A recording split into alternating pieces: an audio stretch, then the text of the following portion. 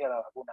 Yo creo que la gente estaría más preocupada por temas de seguridad.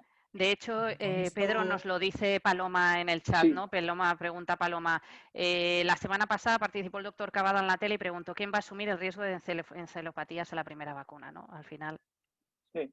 Bueno, también nos vacunábamos de Lo ha la dicho Paloma, gripe ¿no? y la... Sí, eso es. Y la gripe... Gracias. Si me permitís una consideración, muy acertado lo que Sí, comentaba Mario. Pedro, ¿no? Lo estuvimos debatiendo cuando diseñamos el cuestionario y el poner la seguridad como tal, y al final pensamos que era quizás redundante y lo incluimos dentro del miedo. O sea, consideramos que la seguridad está metida dentro de la variable de miedo. Que estoy de acuerdo contigo, porque paradójicamente nosotros pensábamos que iba a tener una enorme influencia el miedo. Y fijaros que sí que es relevante, pero a la gente le preocupa más, es decir, asume más el riesgo, que me ha gustado mucho lo que comentaba Federico, de la sociedad del riesgo, ¿no? Somos capaces de asumir el riesgo si la eficacia es alta. Por eso no lo contemplamos. Es decir, la seguridad de la vacuna para nosotros está metida dentro del miedo a la enfermedad y del miedo a la vacuna. Y luego lo que Mario, perdona Mario, es que ese es el gran problema de las vacunas. Que las vacunas a veces pueden morir por su propio éxito. Es decir, la gente ya no ve las enfermedades que están evitando, sarampión, poliomielitis y tal, y la pregunta es, ¿para qué me voy a vacunar si esa enfermedad ya no la estoy viendo? No es nuestro caso cuando éramos pequeños, que teníamos compañeros con hierros en las piernas que tenían polio y tal, y lo veías, y tú te metías en la cola a que te vacunasen sin ningún problema. Pero en este caso concreto, ese miedo ya no existe, y por tanto, lo único que existe que es el riesgo a un potencial efecto adverso provocado por la vacuna. Y como estoy sano, no estoy dispuesto a asumirlo. Por eso, Pedro, tenemos 4.000 casos anuales de VIH. Pues se ha perdido el miedo al VIH. El VIH no ha desaparecido. O sea, pasa lo mismo. Es decir, cuando el éxito de una vacuna, el éxito de un tratamiento contra una enfermedad es su mayor peligro. Claro, también respecto a lo que comentaba Adriana muy acertadamente y de la influencia social y a la pregunta que comentaban del médico que había salido en Antena 3 con su opinión, es un debate que escapa a la vacuna, pero claro, las fake news, la forma en la cual se informa a la gente es lo que está distorsionando ese mensaje, ¿no? Pero bueno, el médico por lo menos salía en un medio público, realmente sabíamos que era un médico pero todos estamos recibiendo, cada vez la gente se nutre más de noticias, no de canales o fuentes oficiales, aunque tengan sesgos, ¿no? Y cada uno tiene su criterio para saber qué sesgo tiene cada medio de comunicación y capacidad de interpretarlo. El problema es que se nutren de redes sociales, de WhatsApp, que les llegan, y ahí es donde vienen las fake news, ¿no? Los bots, en muchos casos de países extranjeros, injerencia. Yo creo que ahí también hay un reto institucional importante, ¿no? Pero que escapa a las vacunas. En este caso nos salpica también y va a influenciar. Y que la gente diga, no, que ha habido un caso de uno que se ha muerto por la vacuna. ¿Y quién te lo ha dicho? Me lo ha dicho mi prima Mari a través de un WhatsApp. Y yo siempre digo, pero es de un medio de comunicación. No, pero me lo ha enviado mi prima Mari. Entonces, esto es cierto, ¿no? Yo comentar una cosa, Adriana, rapidísimo. Es que lo comentábamos el otro día, porque hay dos subgrupos en el Ministerio, uno de priorización y otro de comunicación. Hay varios, yo estoy en dos. Comunicación y priorización están dando tanta importancia a los criterios éticos y científicos de priorización como la comunicación de la priorización y del tema de la vacuna. O sea, se está trabajando bien. Y yo lo comentaba el otro día y creo que es muy importante tener este mensaje en la cabeza para transmitirlo a la población. Se confunde que la vacuna sea nueva con que el proceso que lleva la vacuna lo sea. Es decir, la vacuna va a ser nueva, pero Pedro lo sabe, los procesos de creación de vacunas son los procesos más contrastados, más evaluados y más antiguos que tenemos casi en la medicina. Por lo tanto, se confunden las dos cosas. Si la vacuna es nueva, es decir, es como decir, el coche es nuevo. No, si es que el proceso de fabricación del coche es el tradicional. El coche tiene que ser seguro porque sigue el mismo proceso. O sea, esta vacuna es nueva, pero no confundamos la vacuna, la novedad de la vacuna, con la novedad del ensayo. está Pero eso sujeta a un... va vinculado, y que tenemos, Federico, una pregunta también. Dice, ¿no consideráis que se está acelerando mucho el desarrollo de la vacuna? Lo pregunta Mercedes. Tal vez, como ahora tenemos la comunicación de que se están haciendo estas cosas y que tiene que ser urgente, necesaria, y la comunicación va así, y además se comunica, como bien decía Pedro, que la farmacovigilancia existe, ¿no? Que hay gente, momentos adversos, entre comillas, que paralizan el estudio y que luego se vuelve a seguir, la gente dice, bueno, esto va muy rápido, pero tal vez cuando llegue el momento no será segura, ¿no? No, pero es que también hay que pensar, hay que saber por qué los ensayos clínicos van lentos. Es decir, que a veces, claro, tampoco hay una prisa y nos tomamos nuestro tiempo y el Comité Ético de Investigación Clínica se toma su tiempo, hay que reclutar, se toma... O sea, que tarde un ensayo clínico no responde solo a seguridad, que también tiene que ver con seguridad, responde a que esa burocracia o esos requisitos tardan en cumplirse porque no es urgente. O sea, que no estamos aquí hablando de una vacuna que sale en un mes. Estamos hablando de una vacuna que sigue su fase 1, fase 2, fase 3 y que luego, muy importante, va a seguir las fases de posautorización. Una cosa que estamos trabajando en el grupo de comunicación es en cómo comunicar, cómo reaccionar frente a un evento adverso. Porque el problema es que un evento adverso solo, lo que decía Pedro Cavadas, que de vacunas no sabe absolutamente nada, lo que decía de un evento adverso de una vacuna es que va a llegar, o sea, el éxito no va a llegar a mucha gente, el evento adverso va a llegar a muchísimas personas. Y hay que tener una estructura, una estrategia preparada para reaccionar frente a eso, porque vamos a tener un evento adverso, eso está clarísimo. 1, 2 o 4. Pero también lo tenemos tomando aspirina, nolotil o tomando cualquier medicamento. Es que asumimos muchísimos eventos adversos todos los días cuando abrimos el cajón, que lo tenemos lleno de medicamentos. Y parece que con las vacunas los eventos no existen. Es un mundo, por eso digo que es paradójico este mundo. Nos preguntan también más filosóficamente si el desarrollo de las vacunas puede ser la carrera espacial del siglo XXI. Yo, en una reflexión de mi entorno laboral hoy, habiéndoos leído y escuchado a vosotros antes, me pregunto si no estamos en la guerra del siglo XXI, en la tercera guerra mundial, donde la geopolítica y la geoestrategia está posicionándose en el tablero ya no con tanques, sino con vacunas. Pues yo espero que sea una carrera, pero espero que sea una carrera de colaboración, como he dicho antes, ¿no? Institucional, porque nuestro futuro en este planeta se puede ver amenazado por muchas cosas, pero hay cosas que ya sabemos que van a ocurrir, que son pandemias. Fundamentalmente con origen zoonótico, es decir, en animales, como ha ocurrido con este virus, o con las gripes, o con lo que sea.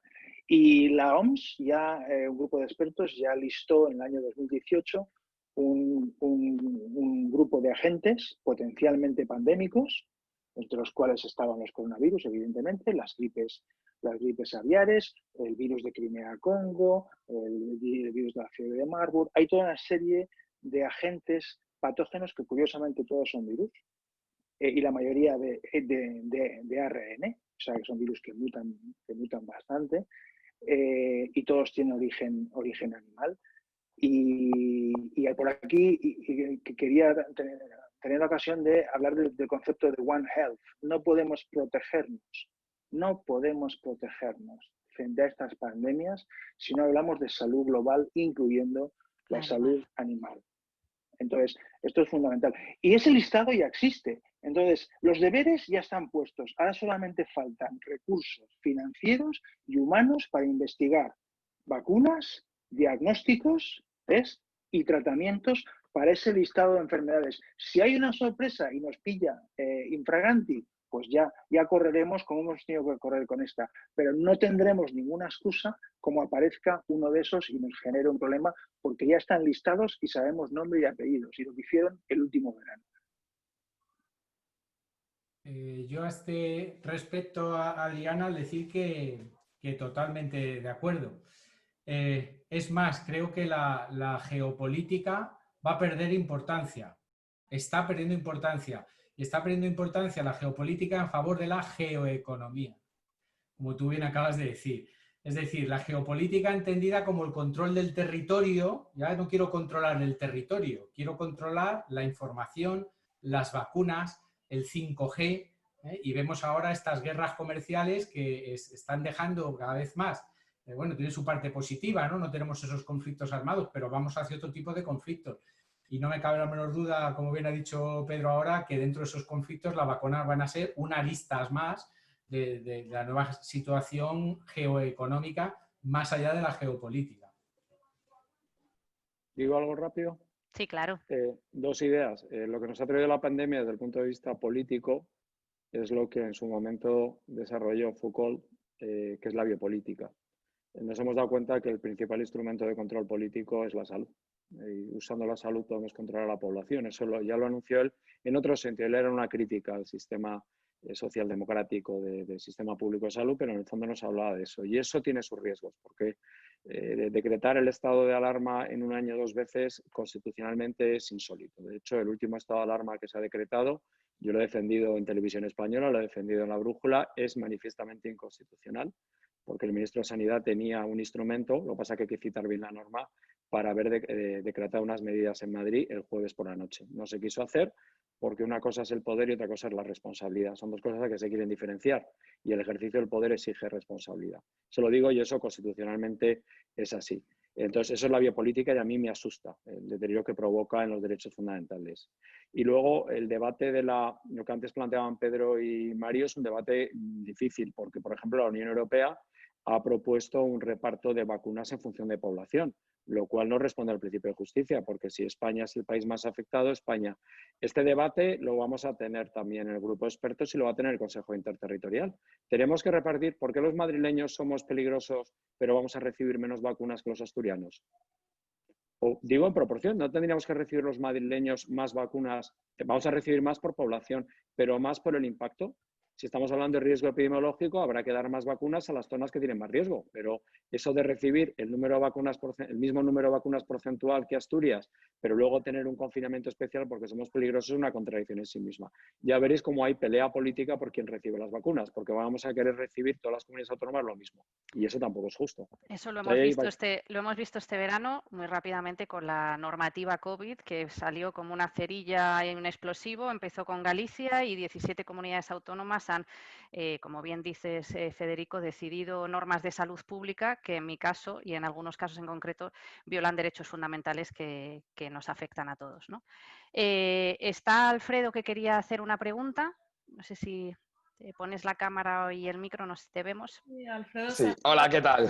Bueno, realmente ya la había escrito, ¿no? Pero como eran un poquito largas, digo, casi mejor tomar la palabra. Lo primero, muchísimas gracias a los 3 ponentes porque ha sido realmente ilustrativo, vuestras aportaciones, muy, muy interesante. Yo quería hacer un par de preguntas. Una es, bueno, porque uno de los aspectos yo creo que importantes de la vacuna es el aspecto de la distribución y la logística. Creo que es un desafío bastante considerable, ¿no?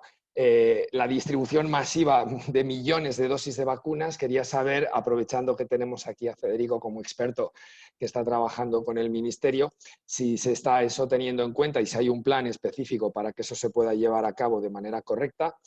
En segundo lugar, me gustaría preguntar, aunque ya lo habéis mencionado, ¿no? Adriana, en algún momento y tal, ¿qué os parece, ¿no? Como científicos, como expertos en materia de vacunas, pues bueno, esta disparidad que hay entre la comunidad científica, algunos que se están convirtiendo en estrellas mediáticas, ¿no? Sembrando dudas sobre la seguridad? Yo creo que eso aporta muy poco a la ciudadanía, ¿no? A la hora de tener esa seguridad y esa certeza de que las vacunas pues, nos van a permitir bueno, pues, superar la pandemia. Y por otro lado, si creéis que el gobierno y las autoridades sanitarias están liderando realmente la conversación en torno a las vacunas, ¿yo? Porque tengo la impresión de que los ciudadanos tienen algo de lío, ¿no? Se habla de Janssen, de las distintas compañías que están desarrollando las investigaciones que se están haciendo entre los institutos, los consejos de investigación científica, si van a salir a finales de 2020, el primer trimestre de 2021. Yo creo que hay una confusión muy grande y me gustaría saber si vuestra opinión como expertos, si esto se está desarrollando de manera adecuada. Muchas gracias. Voy yo rapidísimo, porque le voy a formular una pregunta a Pedro. Sobre la distribución, yo no estoy en ese subgrupo, por lo cual no lo sé, me enteraré al final. Lo que sí me gustaría preguntarle a Pedro es algo que se está planteando en Madrid y que no sé si es así, que es la distribución de la vacuna de la gripe, porque estamos hablando de la COVID y tenemos la gripe. Y la fusión de COVID y gripe, pensar en los colegios. Tenemos niños que tienen un derecho a la educación, que va a tener unos síntomas, no sabemos saber si es un resfriado o gripe, pero la unión O sea, recordar las imágenes de los hospitales públicos con un brote importante de gripe, esas imágenes de La Paz con las personas en las camas, en los pasillos. Pedro, la distribución de la vacuna de la gripe, ¿cómo se está haciendo? Porque parece que se está haciendo solo a nivel hospitalario, no, y eso está generando que llegue a menos personas. Es decir, porque eso sí que ahí hay un debate importante. No es menos importante ver la vacuna de la gripe que la vacuna de la COVID. Bueno, no es exactamente así. Es verdad que no se está comunicando bien. La vacunación de la gripe este año tiene unas características muy especiales. Ha habido un incremento inusitado de la demanda en todo el mundo. Nosotros en concreto hemos tenido que incrementar la capacidad de producción en un 20%, y la capacidad de producción viene limitada por la capacidad de procesar huevos a diario. Es decir, tú no puedes incrementar la producción el doble, porque no puedes procesar tantos huevos para fabricar esas vacunas. Es la primera vez en España que hemos pasado, para que os hagáis una idea, de 8 millones de dosis anualmente en el mercado, digamos, de las comunidades autónomas con sus programas de vacunación, que los compran las vacunas por concurso. Hemos pasado a un mercado en el que las comunidades autónomas este año han pedido unas pocas más, pongamos 9 millones en lugar de 8, ha habido un incremento importante, pero es que el propio Ministerio, por primera vez, el propio Ministerio ha comprado 5,5 millones de dosis adicionales que va a distribuir a las comunidades autónomas. Hay cierto ruido porque no hay vacunas en la oficina de farmacia, y no es verdad que haya habido una orden de que no se pusieran dosis en los canales, digamos, alternativos a la parte pública, como es el canal mayoristas, el canal farmacias, sino que lo que ha sido es que el Ministerio ha dicho cuántas dosis más me podéis traer, y todas las dosis que se han podido traer están comprometidas en contratos con las administraciones públicas. Entonces, ese ha sido el resultado. Entonces, las comunidades van a tener más dosis que nunca, estamos hablando de casi 14 millones de dosis. El gran problema va a ser administrarlas en un entorno COVID, en el que los centros de salud están saturados como están, que bueno, algunas están estableciendo, digamos, soluciones alternativas como polideportivos municipales, centros cívicos, este tipo de instalaciones. Y ese va a ser el gran problema logístico, de administrar esas dosis lo antes posible. Pero realmente no hay ningún otro problema de distribución ni nada por el estilo. Las dosis están llegando como tenían que llegar y según los plazos indicados. Y llegan, no sé si está Ana por aquí, Lázaro, ¿llegan con sus viales, su inyección, su aguja, o solo llega el vial con el liquidito dentro, como habíamos hablado? Pues esa es la segunda parte de esa las es la gran vacunas. pregunta, ¿no? Si llega solo el vial con el líquido de la Las vacuna de la gripe llegan como tienen que llegar. Como tienen que llegar. Y otra cuestión será las vacunas de COVID, que de repente, cuando tengamos que fabricar miles y miles y miles de millones, no va a haber posibilidad de hacer miles y miles de millones de jeringas precargadas con sus respectivas agujas, y probablemente no, con toda seguridad, hay que ir a viales que contengan varias dosis en el mismo vial, que tengas que extraerlas, pero eso es algo lógico cuando vas a necesitar una cantidad inusitada de vacunas. Ese es el problema que se han planteado, y se han planteado tarde las administraciones, que algo tan sencillo como pensar en cómo voy a vacunar a la población, pues han caído tarde, ¿no? Ahora están todos en una carrera loca para comprar dispositivos por todos lados, no solamente para comprarlos para ahora, sino para tener depósito de este tipo de dispositivos, porque se están viendo que podemos llegar la situación en que no haya ni siquiera para poner un tratamiento en un hospital, ¿no? Entonces, esa es, como si dijéramos, la segunda parte. Todo el mundo mira la vacuna porque es lo que nos da esperanza, pero la vacuna hay que poderla administrar. Yo no sé, Valentín Ceña, si quieres hacer tu pregunta, es el presidente de la Sociedad de Farmacólogos, así hablamos de las instituciones. Si quieres hacer la pregunta que has formulado en el chat o la reflexión. Sí, muchas gracias, Adriana. A ver, a mí me ha llamado mucho la atención en la encuesta de Mario que el 43%, a ver, vamos a ver, para mí el 43%, dependiendo de la seguridad y el miedo a los efectos, no me preocupan gran cosa, porque asumo que si una vacuna se aprueba, es eficaz y es segura. Por lo tanto, esos no deben ser factores que tengan que ser considerados. A mí lo que me ha llamado mucho la atención es que el 25% de las personas que dudan lo hagan con respecto a la influencia social. Yo creo que esto tiene que ver con un problema de comunicación. Estamos en una sociedad de la información donde, como se ha comentado antes, hay una gran cantidad de fuentes de información, muchas de ellas evidentemente no contrastadas. Y esto es especialmente serio en el caso de la medicina, de la información médica. Hay multitud de fuentes de información donde, y en esto hago en cierta medida responsable a la prensa o los periodistas pican información relevante muchas veces sin que esté contrastada. Al inicio de la vacuna había unos repositorios de artículos científicos que no estaban validados, no estaban, digamos, valorados por revisores pares, lo cual significa que su utilidad es cero, porque pueden tener problemas metodológicos y problemas de conclusiones. Y de esos artículos no validados se ha sacado a la prensa mucha información que se ha difundido. Ha habido ahora mismo comentarios sobre un médico específico que no es especialista en vacunas que está difundiendo información no contrastada. Entonces, yo creo que este es uno de los problemas fundamentales. Hay una falta de comunicación eficiente a la hora de transmitir informaciones contrastadas en el tema del COVID y en el tema de las vacunas relacionadas con el COVID. Y otra cosa que me ha llamado mucho la atención es el escaso peso que se le asigna en la encuesta al miedo al virus, un 3,6%. A mí me parece que esto también es una consecuencia de la falta de información. Yo creo que a la hora de transmitir cuál es el efecto real del virus sobre los pacientes, y yo soy médico, me parece que se ha edulcorado tanto la información y hemos llegado hasta cosas tan, como diríamos,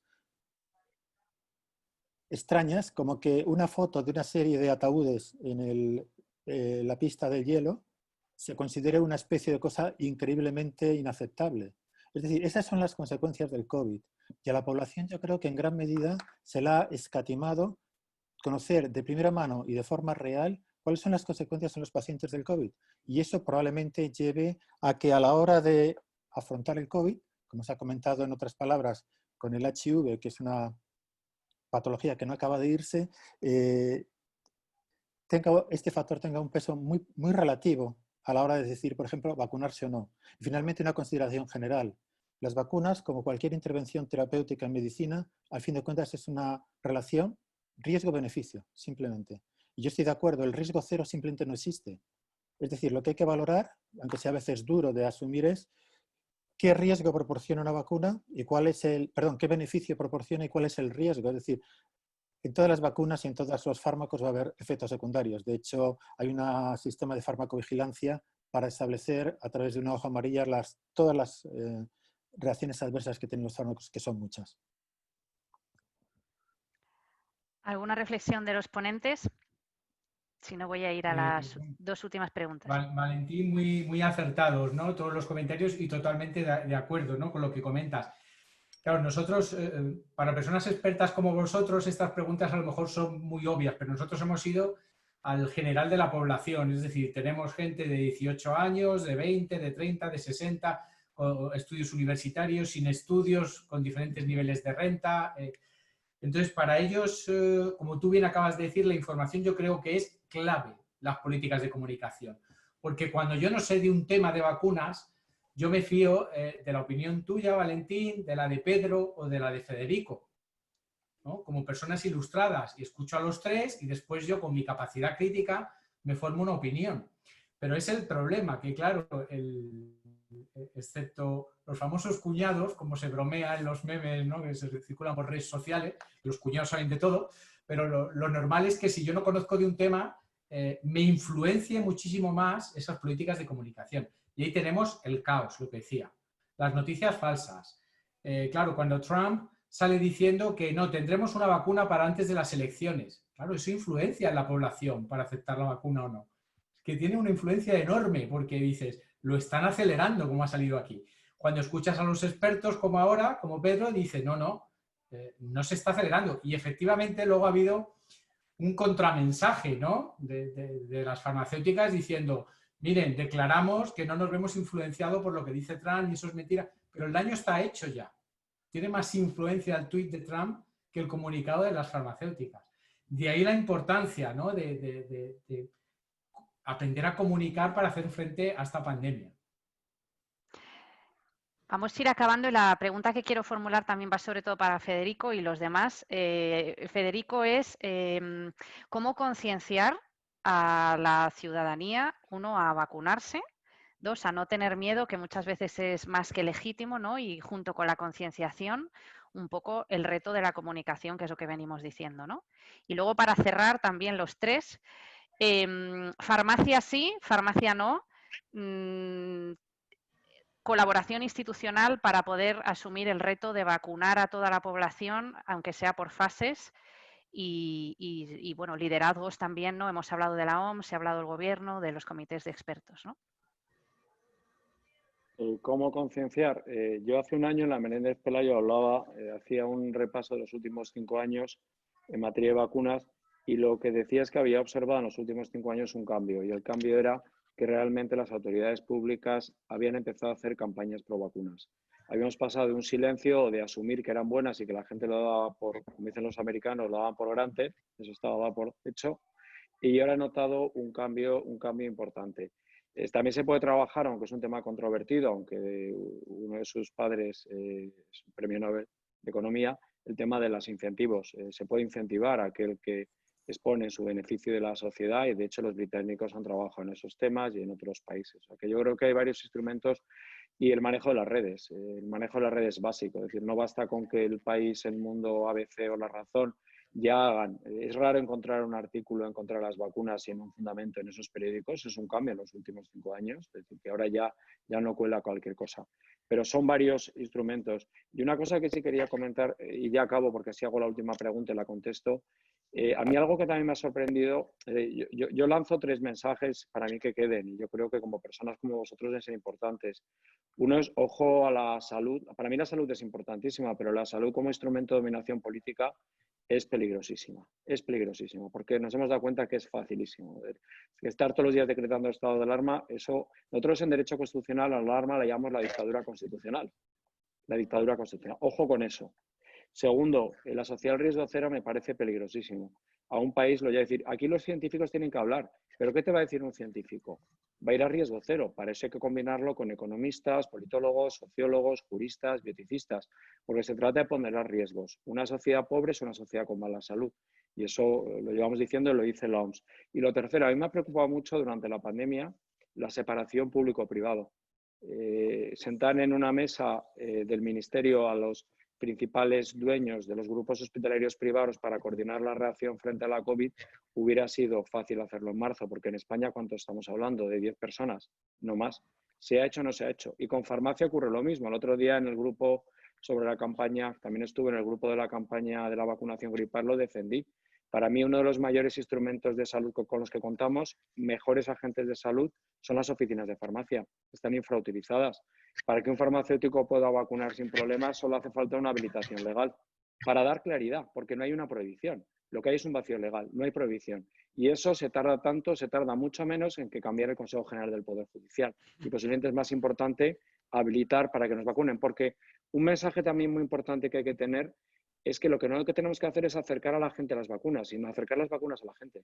Mucha gente no se vacuna porque la vacuna no la tiene cerca. ¿Por qué? Porque lo que decía Pedro, es preventivo. Yo voy al médico cuando tengo cáncer o cuando tengo un dolor que creo que tengo un ictus. Pero lo preventivo, y encima que va bien, me olvido. Entonces, ¿cómo tenemos que luchar a favor de las vacunas, que son el mejor instrumento de salud? Acercando las vacunas a la gente. Las oficinas de farmacia es el agente de salud más próximo a todos los ciudadanos y más cercano. Usémoslo como se está usando en el Reino Unido y otros países, pero es un error, y eso no es suplir atención primaria, es coordinar atención primaria con un agente de salud más próximo, del que a veces se fía más y que identifica más como persona de referencia al ciudadano. No se quiere hacer, ¿por qué? Porque son privados. Pues hombre, si separamos lo público y lo privado, saben dónde acabamos. Por tanto, a mí hay 3 elementos que me preocupan, y los 3 van de la mano, ¿eh? Y además a veces los 3 se están utilizando de manera torticera, ¿eh? Y eso a mí, como profesor de Derecho Constitucional, que me preocupa el Estado constitucional, no solo la salud. Y ya acabo y me callo. Muchísimas gracias, totalmente de acuerdo. Bueno, si os parece, continúo yo y dejamos a Pedro que haga el broche de oro, que lo hará mejor que yo, probablemente. Perdón, ¿puedo hacer solamente un pequeño comentario? Dale, Paloma. Bellísimo, que me lo vais a que ha dar dicho bronca. Federico. Total. Me ha encantado. Bueno, yo soy farmacéutica, con lo cual me encanta lo que dices, además estoy totalmente de acuerdo, pero claro, ¿qué hacemos con bueno, la defensa, además yo creo que hasta un poco agresiva, que está haciendo el Consejo de Enfermería al respecto para Exacto. que esto, en esta situación que debería ser excepcional, en último caso que sea excepcional, pero que se haga, ¿no? Pero para eso están los líderes. De hecho, en el informe de priorización que hicimos en el comité que comenté antes en marzo, colocábamos con grupo al que había que priorizar en el acceso a las UCIs a los farmacéuticos. El comité habló de los farmacéuticos, que no está hablando nadie, porque para mí el farmacéutico es un agente de salud, como es la enfermería y como es el médico. Así lo entiendo yo, pero... Estaba conectada Menchu Peña, ha sido referente de la farmacia y se ha tenido que marchar, o sea que efectivamente. Gracias, Paloma. Dale, Mario.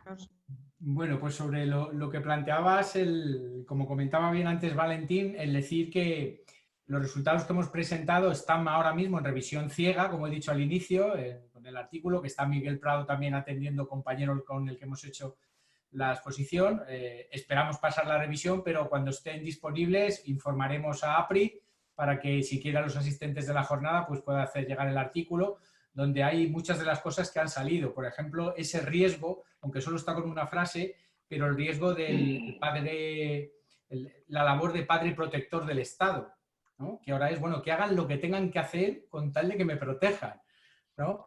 Los intereses, el cambio de intereses geopolíticos o económicos, como hemos dicho, y en definitiva yo creo que lo importante es dar la voz a los expertos reales, como bien planteaba Adriana al principio, ¿no? Me da gusto encontrarse con un experto como Federico o como Pedro, que están con los pies en la tierra y la cabeza excelentemente amueblada, y que estos expertos sean los que definan los mensajes de comunicación. Nosotros, como conclusión, si lo que realmente queremos es incentivar el uso de la vacuna, a las conclusiones que hemos llegado es que los mensajes que hay que priorizar es la eficacia de la vacuna, en primer lugar.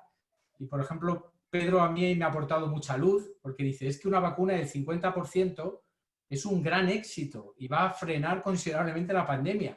Bueno, pues a lo mejor la población percibe que como tiene un 50 y a lo mejor me inmunizo o no, pues no me la pongo. ¿Bien? Y ahí entramos ya en la ética de que sea obligatorio. Entonces, priorizar los mensajes de comunicación, que es eficaz independientemente del porcentaje, son mensajes importantes, ¿eh? Y la norma social, lo que hemos comentado, ¿eh? El que los expertos lideren ese mensaje, el buscar una coherencia y el que haya una política de comunicación institucional y a todos los niveles y todos apuntemos hacia el mismo lado, ¿no? Para que cuando llegue una fake news se reconozca y sea obvio que no, porque por todos los canales me llega lo contrario. Y nada más, agradeceros a APRI la participación. Muchas gracias a ti. Ha sido un placer y encantados de tener la encuesta, por supuesto. Pedro. Pues nada, voy a dejar la pregunta difícil para el final, en las farmacias, y me voy a centrar primero brevemente en la comunicación. La comunicación tiene que ser inteligente, no tengo la varita mágica, pero lo que está claro es que no es inteligente retransmitir en directo los ensayos de desarrollo de las vacunas minuto a minuto, como decía en el texto, como si fuera una tarde deportiva en la SED, gol en los madrigales, ¿no? No puede ser. No puede ser porque no estamos preparados para esto, porque se está poniendo el foco justamente en la parte negativa, cuando realmente aquí lo positivo es nunca en la vida ha habido más de 200 candidatos para una vacuna, nunca en la vida, y es fruto, otra vez, de la colaboración. Entonces hay que comunicarlo positivamente, hay que poner en valor la parte positiva. De esos 200 candidatos llegarán a buen puerto como mucho un 10%, y eso será un exitazo. Estamos hablando de un buen puñado de vacunas, de casi 20 vacunas o 20 vacunas. Nunca en la vida hemos tenido eso. Hay que poner el énfasis ahí y sobre todo en que las vacunas que al final se utilicen serán primero seguras y luego eficaces. Y que pregunten a expertos de verdad, porque aquí en España todo el mundo opina de fútbol y de vacunas. A mí es una cosa que siempre me ha sorprendido. Y respecto al derecho también, y de derecho. De derecho sanitario. También, sí, pero es más complicado lo vuestro, porque luego ahí te lías Y respecto a farmacia, sí o no, yo creo que el debate está equivocado. El debate no es farmacia, sí o no. El debate es, y lo acabo de descubrir hace pocos días, en España seguimos desde el año 2005, en el que tuvimos una cobertura de vacunación antigripal en mayores de 65 años del 71%, muy cercano al objetivo de la OMS, que recuerdo que es el 75%. Hemos ido en caída libre hasta llegar a un 54,4 en la campaña 2018-2019 y la del año pasado, que no ha salido hasta hace unos días, un 53,5. Es decir, hemos seguido en caída libre. Espero, y es verdad, espero que sea así, que hemos tocado fondo. Aquí se trata de incrementar las coberturas de vacunación. Si alguien tiene una propuesta mejor que utilizar a 22.000 establecimientos sanitarios que tenemos en España, y lástima que se haya ido Menchu, no sé si son 70.000 farmacéuticos, que evidentemente no todas las farmacias podrán vacunar y no todos los farmacéuticos querrán vacunar, pero es un activo que tenemos ahí importantísimo y sobre todo que no estamos inventando, que esto es una experiencia que se está realizando en otros muchos países y el principal hallazgo en todos los países es, primero, que se incrementan las coberturas de vacunación y segundo, que la mayoría de pacientes que se captan son pacientes que antes no se vacunaban. Por lo tanto, no se está compitiendo con ningún otro profesional en captar pacientes. Y si se contratan muchas más enfermeras para poder vacunar, bienvenido sea, pero lo que quiero son que se pongan soluciones encima de la mesa, no luchas corporativistas y frentistas entre élites de profesiones, que luego esa discusión no es así a nivel de los profesionales. Pues muchísimas gracias. Ha sido un gusto escucharos, un honor moderar esta sesión, que yo creo que nos vamos con un montón de temas, ¿no?, para seguir reflexionando, y tendremos meses para hacerlo, porque APRI Salud ha demostrado estos meses que si algo ha hecho, ¿verdad?, ha sido trabajar en la colaboración público-privada. Vamos a seguir hablando de vacunas y los retos institucionales, de cómo desde la OMS, gobiernos, comunidades autónomas, habrá que arrimar el hombro no solo con laboratorios, profesionales sanitarios, farmacia y enfermería, sino cómo comunicar mejor, tratar a los pacientes, no vulnerar derechos fundamentales, ¿no?, y ver y capear un poco esa nueva carrera hacia el espacio, que no va a ver si en Marte hay vida, aunque también a veces volvemos ahí, sino a buscar, ¿no?, una vacuna, y que el concepto de la salud pública pues se ha utilizado en el buen sentido, ¿verdad?, y no como de manera abusiva, ¿no? Así que muchísimas gracias a todos, ha sido un placer y repetiremos, Irene, pronto, ¿no? Sí, por supuesto. Nada, yo reiteraré el agradecimiento tanto a los ponentes como a todo el público. Y nada, deciros que hemos grabado el evento, con lo cual estará disponible en unos días en la página web de APRI. Y también, bueno, os animo también a meteros en la agenda de APRI y ver los distintos eventos que estamos organizando desde el grupo de asociaciones, APRI Salud, tenemos otro de agroalimentación.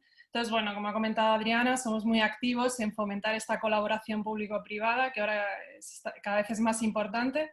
Y nada, y a los que os dedicáis a la actividad institucional, pues nada, animaros a, como lo dije al principio, a formar parte de APRI. Nada, muchísimas gracias a todos y nada, espero veros pronto de nuevo. Enhorabuena y gracias a todos. Cuidaros mucho. Gracias a vosotros. Hasta luego. Gracias a Hasta luego. vosotros. Un abrazo. Hasta luego. Gracias. Hasta luego.